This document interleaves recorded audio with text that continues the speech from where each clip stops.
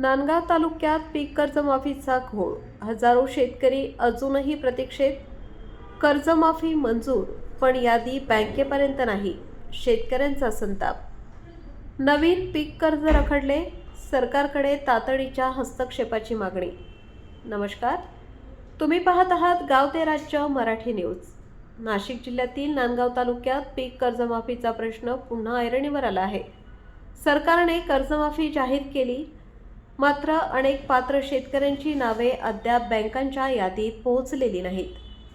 परिणामी कर्जमाफीची रखडलेली आणि नवीन पीक कर्जाचाही मार्ग बंद झाला आहे.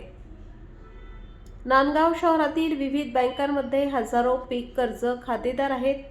उपलब्ध माहितीनुसार महाराष्ट्र ग्रामीण बँकेत 344 पैकी 100, बँक ऑफ महाराष्ट्रामध्ये 880 पैकी 553, युनियन बँकेत 113 पैकी 47, बँक ऑफ बडोदामध्ये 495 पैकी 267 आणि नाशिक जिल्हा मध्यवर्ती सहकारी बँकेत 2765 पैकी 2194 शेतकऱ्यांना लाभ मिळाला आहे.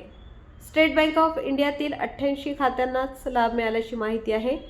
कर्जमाफीची प्रक्रिया कधी पूर्ण होईल? ही माहिती बँकांपर्यंत कधी पोहोचेल आणि तुम्हाला नवीन पीक कर्ज कधी मिळेल, असे प्रश्न नांदगाव तालुक्याचे शेतकरी सरकार आणि प्रशासनासमोर मांडत आहेत. जर कर्जमाफीची माहिती बँकांना वेळेवर उपलब्ध झाली तर पात्र शेतकऱ्यांना कर्जमाफीचा लाभ तर मिळेलच, शिवाय पुढील कालावधीसाठी नवीन पीक कर्ज घेण्याची संधीही मिळेल. त्यामुळे सरकारने या संपूर्ण प्रकरणात तातडीने हस्तक्षेप करून संबंधित बँकांना प्रलंबित कर्जमाफी त्वरित उपलब्ध करून द्यावी, अशी शेतकरी वर्गाची मागणी आहे. शेतकरी अडचणीत आहेत. कर्जमाफीची प्रतीक्षा कधी संपणार?